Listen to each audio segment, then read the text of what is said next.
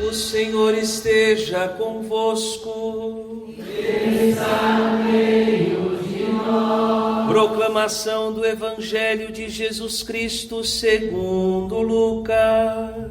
Glória a vós, Senhor.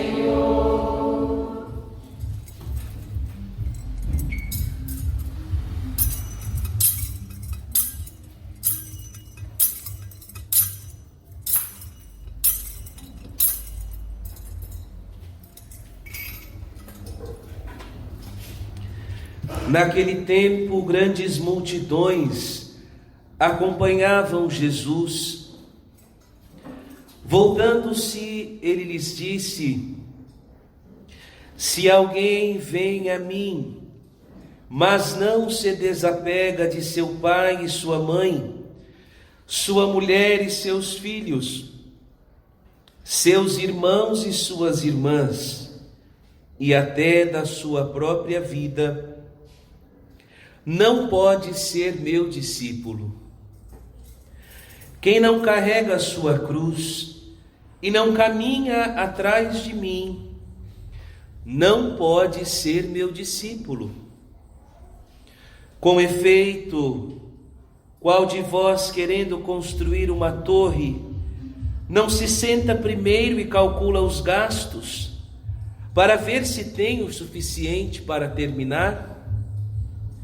Caso contrário, ele vai lançar o alicerce e não será capaz de acabar.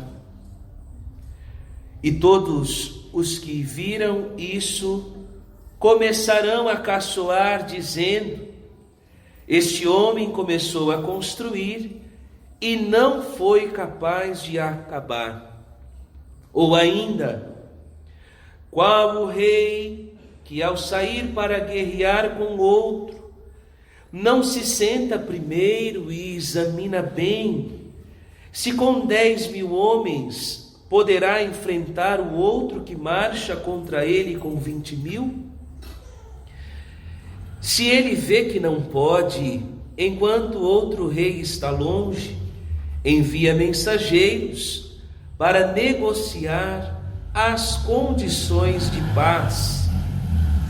Do mesmo modo, portanto, qualquer um de vós, se não renunciar a tudo o que tem, não pode ser meu discípulo. Palavra da salvação. Glória a vós, Senhor. Vamos cantar de novo o refrão do nosso salmo. Vós fostes, ó Senhor, um refúgio para nós. Vai se sentando e vamos cantar isso. Vós fostes, ó Senhor, um refúgio para nós. Vós fostes, ó Senhor, um refúgio para nós. Mais uma vez, vós fostes, ó Senhor. Vós fostes, ó Senhor, O refúgio. um refúgio para nós. Só vocês, vós fostes.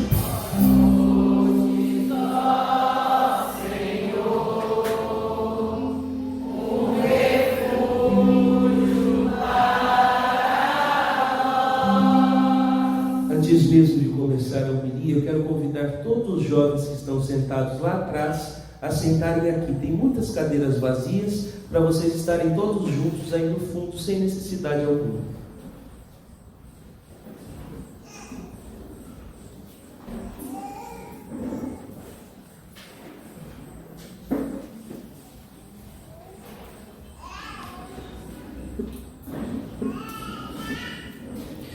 Meus queridos irmãos e irmãs, a liturgia deste 23º domingo do tempo comum, que nós estamos celebrando neste momento, nesta missa, ela tem como tema principal quais são as condições para que nós consigamos viver um verdadeiro apostolado cristão.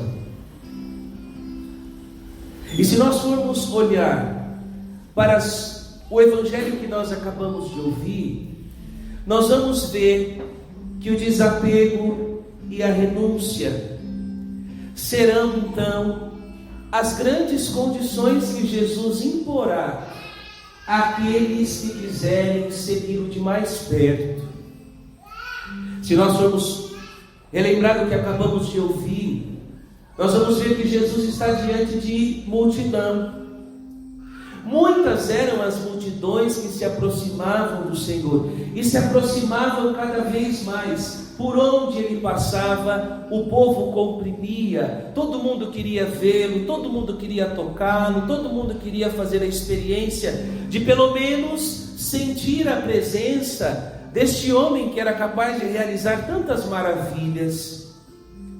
E veja que quando essa multidão se aproxima, Jesus não titubeia em fazer um discurso ou fazer a elaboração que fosse massagear aquilo que eles precisavam ouvir. Bom, já que a multidão está se aproximando de mim, deixa eu pegar leve para que eles não se afastem. Não, Jesus não faz isso, pelo contrário. Já no primeiro encontro com eles, Jesus já é claro e categórico. Vocês hoje, como multidão, estão se aproximando de mim, estão se sentindo atraídos a estarem na minha presença, mas se vocês quiserem me seguir, ou seja, se vocês quiserem passar para um outro nível de relacionamento, então agora eu vou impor a vocês, eu vou apresentar para vocês as condições para que vocês possam de fato serem meus amigos, para que vocês possam de fato continuarem comigo. E veja que Jesus é tão pedagógico naquilo que fala, que por estar diante de uma multidão que talvez não tivesse conhecimento, que não conseguisse compreender aquilo que ele queria dizer, ele vai se ancorar naquele recurso que nós chamamos de parábola. E ele vai contar uma parábola para fazer com que aquelas pessoas consigam entender e interpretar, talvez de modo mais fácil, aquilo que ele precisa dizer.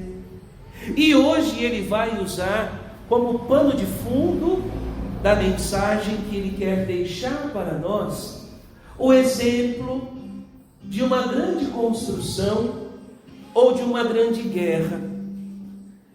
E veja que interessante, porque está exatamente por detrás destas duas grandes empreitadas, seja ela uma grande construção ou uma grande guerra, o caminho que Jesus está nos oferecendo, não só para segui-lo, mas principalmente para nos salvar.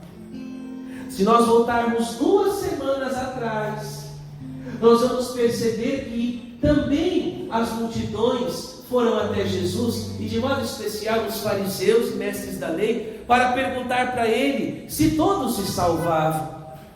E Jesus está apresentando a cada semana quais são as condições para que nós pudéssemos ser salvos. Veja que na semana passada ele nos mostrou que se não fôssemos humildes nós jamais chegaríamos ao céu. E hoje ele está nos mostrando como condição para esta salvação termos aquilo que na parábola ele apresenta e que o padre gostaria que você repetisse.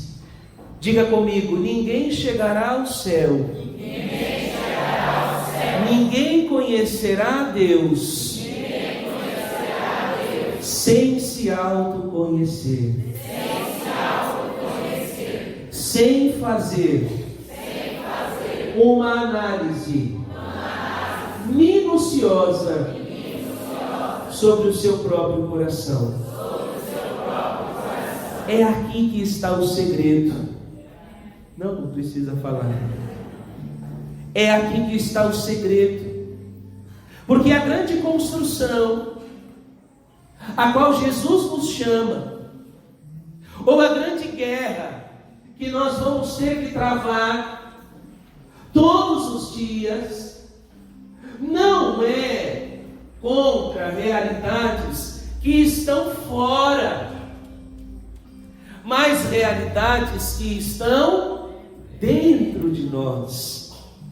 O grande edifício que nós precisamos construir para chegarmos à graça de um dia contemplarmos a Deus é o que grandes santos já entenderam e utilizaram também como metáfora esta ideia de construção. Veja a principal obra de Santa Teresa de Ávila, que fala sobre as moradas do castelo interior, a construção do castelo interior que nós precisamos realizar se nós quisermos deixar com que o rei possa morar dentro desse castelo. Ele precisa ser construído.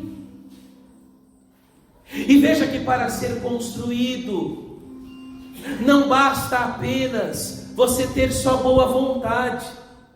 Quem aqui já mexeu com construção sabe que só boa vontade não basta. Eu tenho uma vontade de construir. Não, só isso não serve.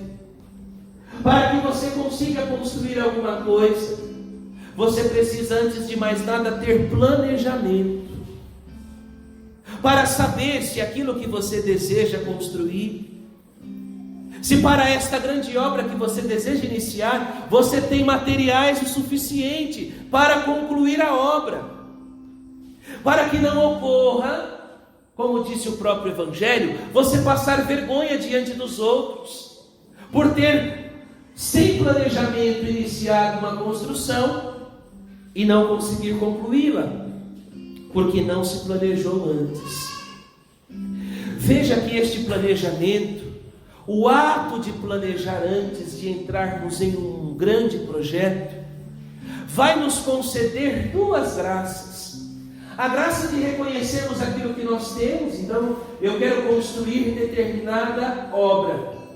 Quando eu sento para me planejar, eu vou perceber o que eu já tenho. E para chegar no objetivo final, que é ver aquela obra concluída, eu vou levantar as coisas que eu preciso conquistar. Se você já tiver tudo, melhor ainda, porque você vai construir de uma vez. Mas também quem já mexeu com obra sabe que você calcula tanto, e depois que você começa, aquele tanto vai sendo transformado, porque você achava que tinha tudo, mas na medida em que a construção vai sendo feita, você vai reconhecendo que é preciso colocar mais isto, mais aquilo, tirar estes excessos. E é exatamente isto que Jesus está nos ensinando quando nos diz que para chegarmos ao status, à graça de sermos seus discípulos, nós vamos precisar sentar e debruçar-nos sobre nós mesmos para reconhecer os materiais que nós já temos e aquilo que nos falta para sermos genuínos e autênticos cristãos. Veja que Jesus não está aliviando, Ele está convidando aquelas multidões, Ele está convidando os seus discípulos, e Ele está convidando a mim e a você a exatamente termos a coragem de, neste final de semana, de nesta liturgia, sem rodeios, sem mentiras e sem reservas, conseguirmos olhar para a nossa alma e identificarmos a verdade acerca daquilo que nós somos. Veja, não dá mais para nos auto-enganarmos, não dá mais para nós continuarmos como a maioria de muitos cristãos que estão se perdendo e que estão perdendo a fé, porque infelizmente se acomodaram, porque acham que já estão prontos, porque foram facilmente ludibriados por aquilo que São José Maria Escrivá, no Caminho, que é uma das suas grandes obras, vai denunciar, por darem voz a um demônio mudo, que habita dentro do nosso coração, e que vai nos enganando todos os dias, que vai nos emudecendo, para que nós não tenhamos a consciência da verdade daquilo que somos, e que vai nos canonizando em vida, para que nós não busquemos a verdadeira santidade. Ao passo das pessoas acharem que pelo fato delas virem à missa todo final de semana, delas rezarem o Santo Rosário todos os dias, delas lerem a vida dos santos, delas usarem roupas que condizem com o céu que elas querem entrar, elas já estão salvas. E aí nós paramos e começamos a olhar para quem não vem à igreja e diz: coitado destes pecadores, oh, coitado destes que não conhecem a Deus. Ao passo de que nós que estamos dentro já achamos que estamos salvos, mas na verdade estamos sempre enganados por uma obra que nós começamos quando conhecemos Jesus, que lançamos as bases da estrutura, mas que paramos porque achamos que porque já temos uma estrutura, um puxadinho para ficarmos embaixo, já chegamos aonde deveríamos estar. Não, olhe para quem está do seu lado e diga: a sua construção ainda não está finalizada. Há muito ainda que fazer. O alicerce já foi lançado. Por isso você está aqui. Algumas paredes foram levantadas. Pode ser que até a laje você já bateu, mas não está completa a obra que foi começada. Ela só estará completa quando o dono desta obra vier te buscar e disser para você: que bela construção você realizou com a vida que eu te dei.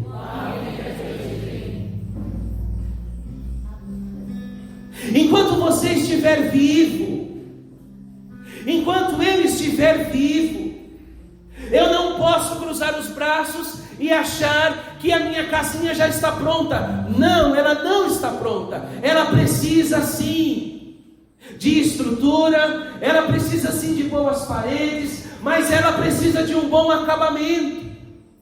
E aqui vai se diferenciar o bom do mau cristão.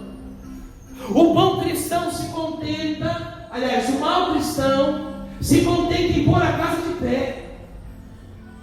O bom cristão não vai sossegar enquanto não vê a sua casa muito bem acabada. E aqui está, meu irmão e minha irmã, o que a liturgia de hoje está nos pedindo. É preciso fazer uma autoanálise, olhar para dentro de si e conhecer verdadeiramente qual é o estado da sua casa, qual é o estado da sua alma.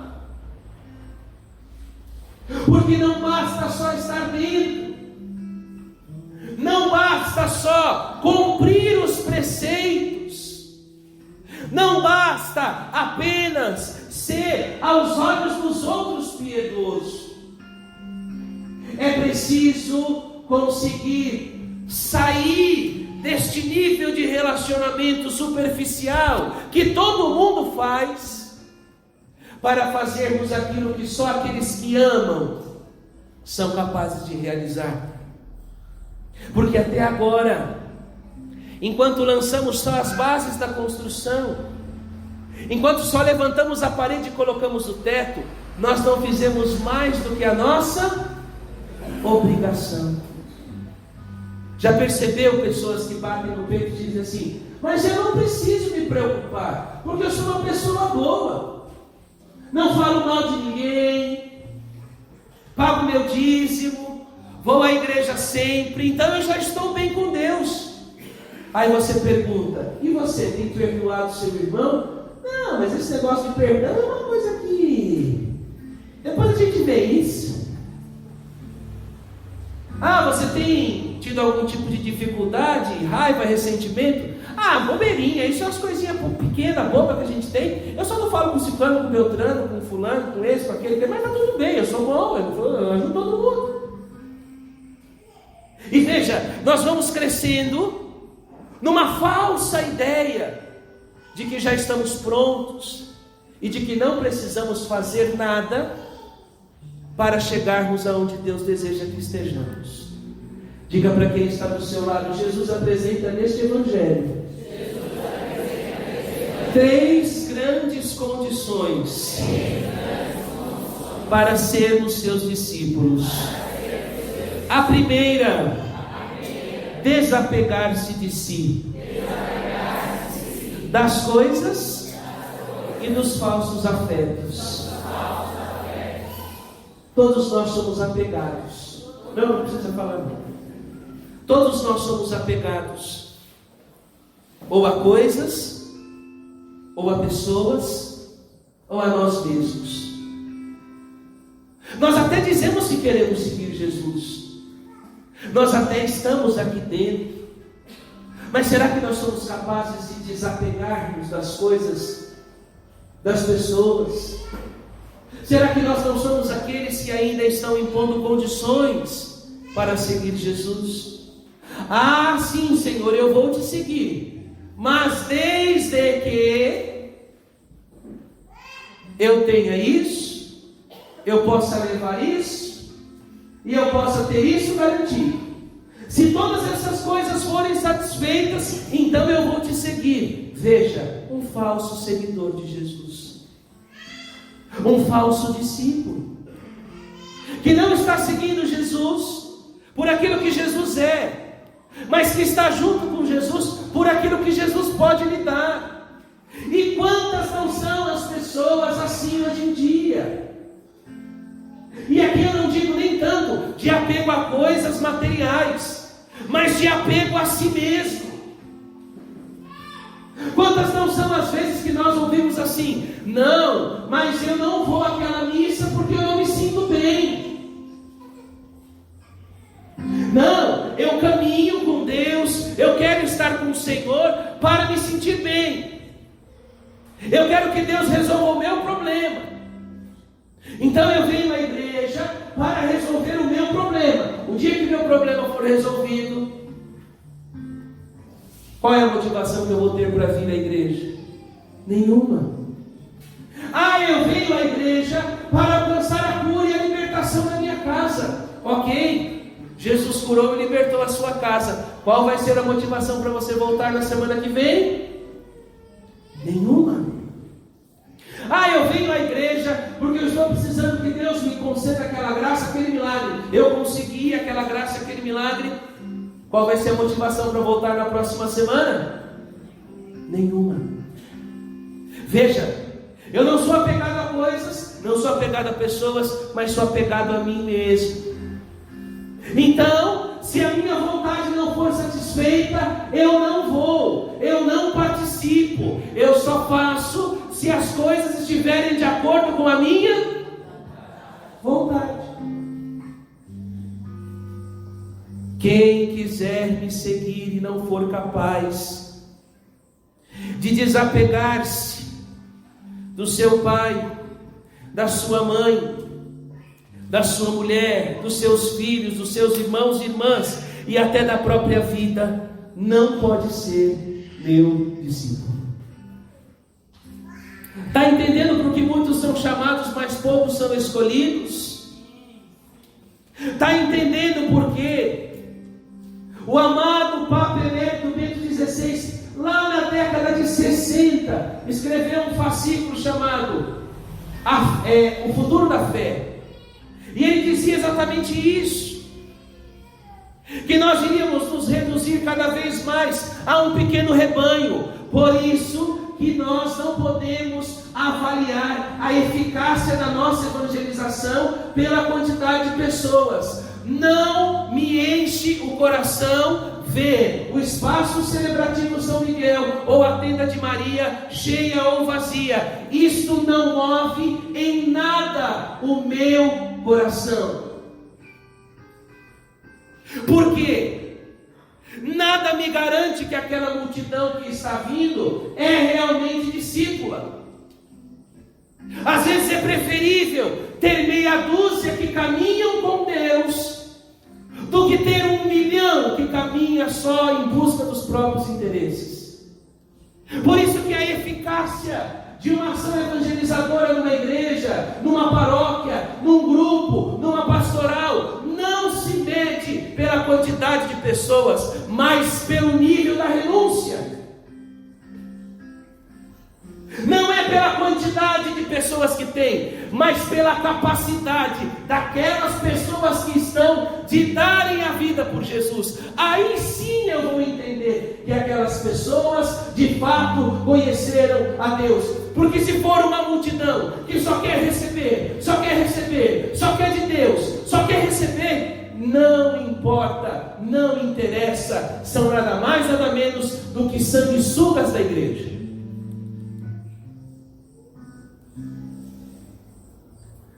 Quem quiser ser meu discípulo, precisa, segunda condição, repita comigo, carregar a cruz, atrás de mim. Diga para quem está do seu lado, ninguém se salva sozinho. Quem tentou se salvar sozinho, abriu uma igreja para si.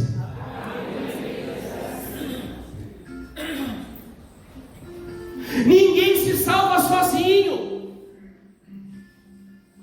E aqui eu preciso fazer uma grande exortação. Tem um monte de gente católica, de nome, com todos os certificados na parede: batismo, Eucaristia, primeira comunhão, sem contar os tantos e tantos certificados e lembrancinhas de encontros que participaram, mas que são protestantes na alma, porque não são capazes de caminhar com a igreja.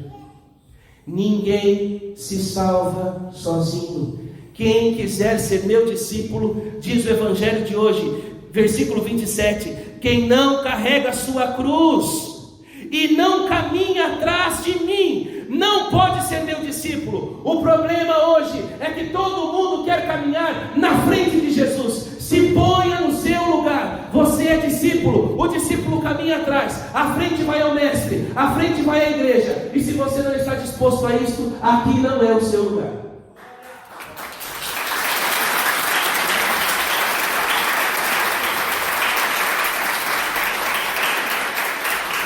É para caminhar atrás dele. Tem um monte de gente. Quantos anos eu tenho? 33.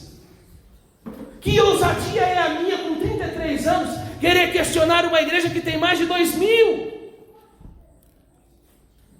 Parou a música? Não para não, senão fica mais doído. A trilha sonora alivia. Isso. Que cristão sou eu? Que ousadia é minha de querer dizer o que a igreja tem que fazer, o que ela tem que pensar. Se ponha no seu lugar, ser de carbono. A igreja não nasceu da vontade de um homem, ela nasceu do coração da Trindade, do coração de Deus. E se você não está disposto a caminhar com ela, é porque você não serve para estar nela. Quem está aqui para contestar uma contestação sem fundamento, é porque não serve para estar aqui. Desculpe, o evangelho é claro. Infelizmente, muitos padres têm dificuldade de pregar a verdade do evangelho porque tem medo de perder dizimista. Então vai falando aquilo que o povo quer ouvir. Para a igreja dele está cada vez mais cheia. No confessionário dele tudo pode. Não, isso não é pecado não. Isso é fraqueza humana, é fraqueza psicológica. Por quê? Porque ele quer ter a assembleia cheia, para ele ter no final do mês o bolso dele cheio. Mas mal sabe ele que é dele que Deus vai cobrar. Porque vocês acham que Deus vai cobrar de quem? Não vai ser de vocês, vai ser de mim. Se não pregar e não exortar vocês no caminho que pode levar vocês para o céu. E aí você vai dizendo: ai padre, mas essas palavras são duras demais. São duras demais para quem não quer fazer uma boa construção, para quem se acostumou com um puxadinho. Quem quer viver no puxadinho não vai entrar no reino do céu, porque no reino do céu não tem arranjo, no reino do céu não tem jeitinho. repetindo, no reino do céu só vai entrar homens e mulheres que foram corajosos para lutarem todos os dias contra o egoísta que mora dentro de si. E aqui vem a terceira condição, repete comigo: renunciar a tudo que tenho, matar o egoísta que mora dentro de mim. Só assim eu poderei dizer que eu sou cristão. Veja, ser cristão é fazer tudo aquilo que o Mestre fez. Infelizmente nós estamos pegando Jesus e estamos fatiando o Senhor e ficando só com aquela parte que nos cabe. Eu quero esse Jesus. Enquanto é o Jesus do amor, esse eu quero.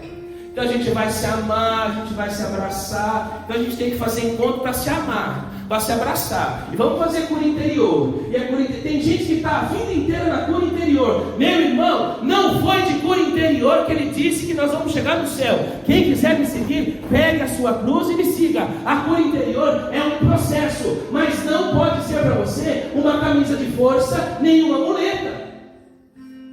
Tem gente há 60 anos pedindo oração toda semana. É impossível um negócio desse. Não amadureceu na fé.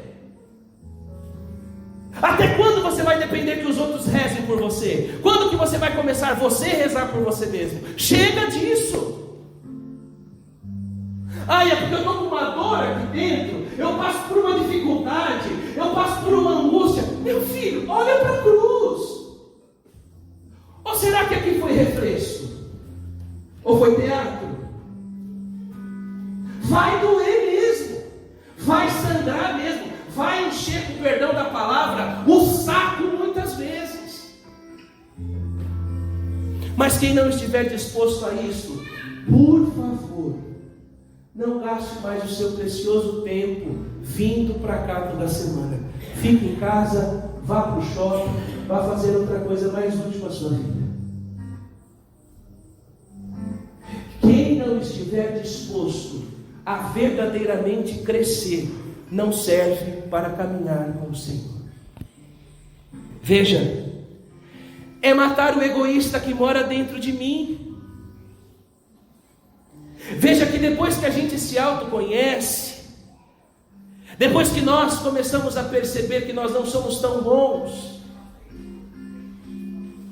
depois que nós percebemos que nós não somos tão santos, depois que nós olhamos dentro do nosso coração e identificamos que nós precisamos mudar, nós só temos duas escolhas: ou escolhemos o Cristo, ou escolhemos a nós mesmos. Diga para o seu irmão: depois do autoconhecimento, você precisa fazer uma escolha: ou o Cristo, ou você mesmo. Diga para ele: quem escolher o Cristo vai se tornar discípulo, vai sofrer todos os dias, vai carregar a cruz, contudo será livre e feliz. Não haverá amarras. Quem escolher pelo Senhor vai sofrer. Um dia, dois, não, todos. Todos os dias. Santa Teresinha diz que um dia sem sofrimento é um dia perdido. Quem é cristão tem que estar pronto para carregar a cruz todos os dias. Só que olha a diferença. Jesus não nos deixa sozinhos. Quando ele ensinou os discípulos a rezar, ele disse para que a gente pedisse o pão nosso. Por que o pão nosso de cada dia? Porque para cada cruz de cada dia Ele vai nos dar o alimento espiritual necessário para que a gente possa carregá-lo. Para cada cruz que se levantar na minha vida, para cada cruz que se levantar na sua vida, Deus vai dar o alimento espiritual necessário para que você consiga carregá-la com dignidade. Agora diga para o seu irmão: se você não se decidir por Cristo, quem se decide por si mesmo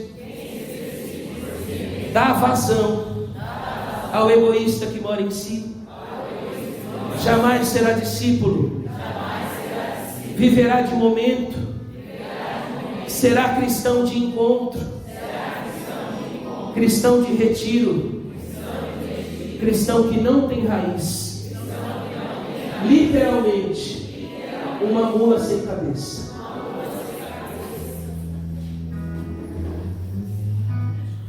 Seu posto me motivou. Será uma mula sem cabeça, porque não quer Cristo como cabeça. Vai viver sempre de encontro, vai viver sempre de retiro. Termina o retiro, termina o encontro, quer salvar o mundo. Não, padre, eu vou fazer isso, eu vou fazer aquilo, o senhor tem que deixar a gente fazer isso, eu tenho que deixar a gente fazer aquilo, nós vamos fazer isso, vamos fazer aquilo. O melhor tempo para carpinar terreno e arrumar a igreja é depois de retiro. Se você marcar na segunda-feira, depois que acabou o retiro, no domingo, você limpa a igreja em 10 minutos, porque todo mundo está na euforia, todo mundo quer fazer tudo, dá até briga. Eu quero ver todo mundo fazer tudo quando o Cristo do retiro, que é amor, chegar e oferecer a cruz. Eu quero ver todo mundo brigar pela vassoura, não pelo microfone.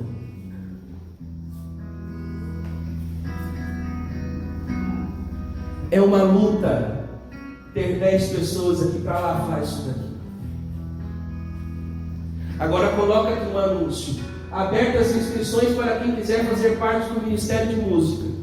É filas e mais filas. É, não é verdade? Mas para cantar só um dia, porque para assumir a escala do mês, olha, sua. Porque todo mundo quer momento, ninguém quer compromisso. Porque todo mundo quer se salvar a si mesmo, ninguém quer Cristo da cruz. E é por isso que a igreja está cada vez mais cheia, porém cada vez mais vazia. Cheia de gente que está atrás de milagre, cheia de gente que está atrás de cura, mas vazia de autênticos cristãos. Por isso que as pastorais e movimentos estão morrendo, porque as pessoas elas querem retiro, elas querem encontro, mas elas não querem ser dizimistas, elas não querem ajudar, elas não querem se comprometer. A igreja está cada vez mais vazia de pessoas autênticas. Por isso que nós percebemos relações cada vez mais falsas, cada vez mais líquidas, e as pessoas preocupadas em promover o seu nome. Por isso que são poucas as pessoas que se salvam, porque são poucas as pessoas que querem verdadeiramente Jesus Cristo. Olha para quem está do seu lado e diz: e você? Está disposto a ser discípulo de Jesus? Diga para ele 3 características você vai precisar cumprir: desapegar-se de si mesmo, carregar a sua cruz atrás do Cristo e renunciar a tudo que você tem, matando todos os dias o egoísta que mora dentro de você. Se assim for, você não só será discípulo, você será santo, e o seu nome será lembrado, não pela sua beleza, não pelo que você fez, mas por aquilo que você foi, por aquele que você apresentou, que você testemunhou com a sua própria vida.